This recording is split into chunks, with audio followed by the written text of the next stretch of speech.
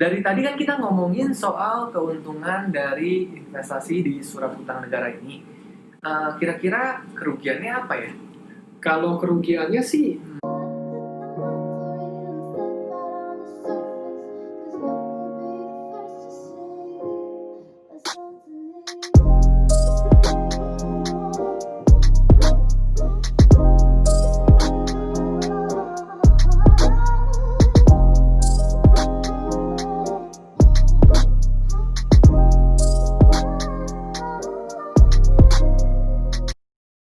ya palingan keterbatasannya, kita bisa bilang keterbatasan, bukan kerugian juga.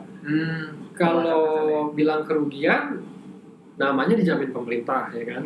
Dijamin pemerintah, ya nggak bakal dibayar kalau pemerintahnya bangkrut, gitu kan? Kalau negara bangkrut, kan itu kemungkinannya ya lumayan kecil lah, ya kan? Ya, betul. Ya makanya jadi sebenarnya kerugiannya ya hampir nggak ada. Tapi adanya keterbatasan yang kayak tadi gue bilang. Kalau keterbatasan itu ya itu belinya cuma pas sisa tertentu. Lalu juga pembatasan belinya minimal 1 juta, maksimal 3 miliar. Kalau memang kalian misalnya punya uang lebih dari 3 miliar, terus mau cari investasi yang fix seperti itu, palingan bisanya ke deposito atau mungkin reksadana, ya kan? Oke. Seperti itu, jadi bedanya. Dari segi bunga, apakah ada resiko naik turun begitu atau? Kalau ORI sih nggak ada naik turun, karena ada fix ya. Seperti yang tadi kita jelasin.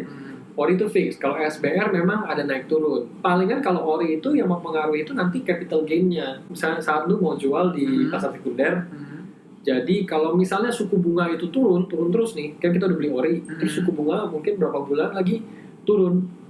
Jadinya, tapi kan bunganya kan fix kan. Jadi kan seakan-akan bunganya itu jadi kelihatannya gede gitu. Makanya jadi otomatis barangnya jadi bagus, obligasi jadi bagus. Jadi harganya ya naik.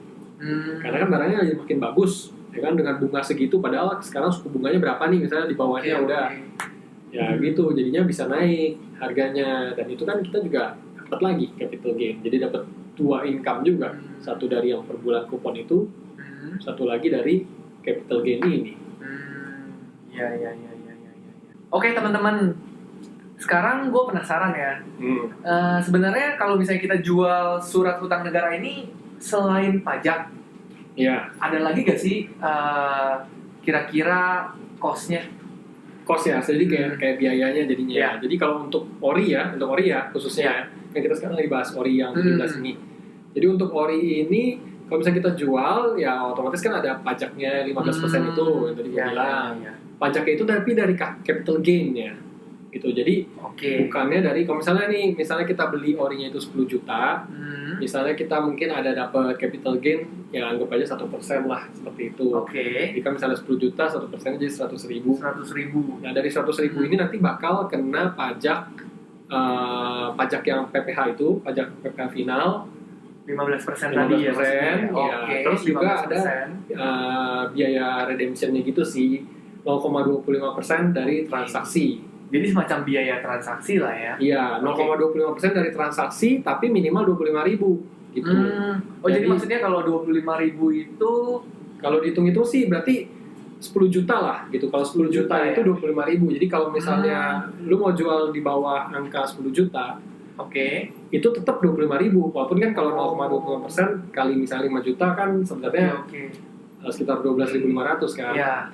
Kalau misalnya ORI ini atau surat hutang negara ini, ketika saya beli 100 juta, saya harus jualnya itu benar-benar 100 juta atau saya boleh jual bertahap 10 juta, 10 juta lagi, 10 juta lagi. Ya, parsial boleh begitu. Iya.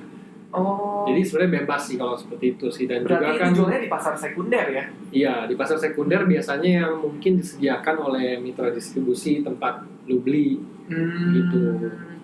Ya. Tapi kan ini katanya tadi ada jangka waktunya 3 tahun atau 2 tahun tadi jatuh tempo ya? Kalau untuk ORI 3 tahun ya. Untuk ORI 3 tahun ya?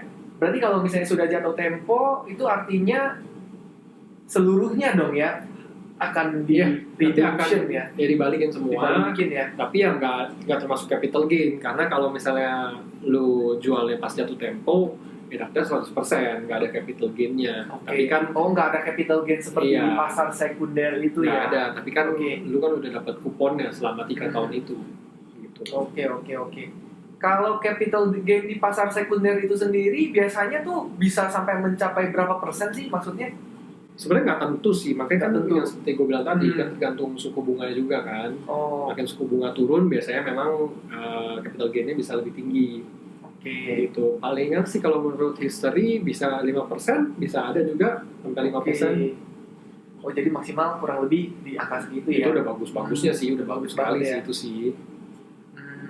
Oke Rom, gue penasaran nih, kalau dibandingin sama investasi instrumen lainnya itu kira-kira menarik gak? Maksudnya seperti kita bandingin sama saham, kita bandingin sama properti, itu gimana? Ya bisa juga sih sebenarnya dibandingin sama saham, properti, reksadana ya kan. Tadi kan kita juga udah sempat bahas deposito ya kan. Kalau misalnya lu bilang dibandingin sama saham, memang kalau saham kan gain sama risknya kan lebih tinggi ya kan, lebih volatile gitu kan. Jadi maksudnya apa ya, keuntungannya lebih besar lah. Cuman kan ya satu, ya itu dari segi risk itu sih, saham itu kan selalu lebih risky. Dan juga kedua, memang saham ada dividen, tapi kan dividen setahun dibagi palingan 1 kali atau 2 kali. Kalau misalnya ini kan obligasi lu per bulan, semacam dibagi dividen juga kan, kayak kupon itu. Oh berarti kalau misalnya kita sebagai investor yang lebih memerlukan cash flow dibandingkan return tahunan seperti dividen tadi, kayaknya ini lebih menarik ya, karena tiap bulan kita dibagikan kuponnya itu ya. Begitu ya, lebih menarik dan juga lebih nggak pusing sih sebenarnya jadinya. Karena ya lu beli, udah habis itu kan nggak perlu apa-apain lagi kan. Kecuali memang kalau memang butuh uangnya atau mungkin ya memang kita mau pindahkan ke instrumen lain baru kita jual gitu kan. Kalau saham kan memang kalau udah untung ya tergantung karakteristik masing-masing ya. Kalau memang udah untung ya kita jual gitu kan untuk dapetin profit. Karena kalau dividen kan sebenarnya sekali 2 kali pun dividen itu pun kan belum tentu besar juga ya kan. Dividen saham itu ya belum tentu bisa kasih 3-5%. Iya, bisa di bawah itu bisa. Iya sih, tergantung. Iya, jadi nggak pembagiannya. Iya. Betul. Lalu kalau misalnya kita bandingin dari properti juga ya, dari segi cash flow kan juga seperti itu.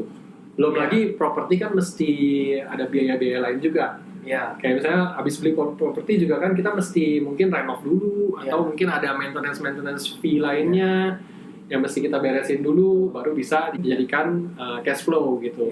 Jadi kalau misalnya untuk properti itu sebetulnya kalau kita sudah settle dari pembelian renovasi dan udah settle semua lah, tinggal kita sewakan misalnya, itu mungkin cash flow-nya akan oke untuk long term-nya ya. Tapi bisa jadi lebih bagus. Mungkin jadi lebih bagus juga. Tapi untuk memulainya itu kan kita butuh waktu ya. Lebih repot juga lah. Kita harus ke notaris, kita harus bersih-bersih dulu, renovasi. Untuk belinya aja sebelum beli pun kan kalian harus survei dulu. Lokasinya bagusnya nih ya kan.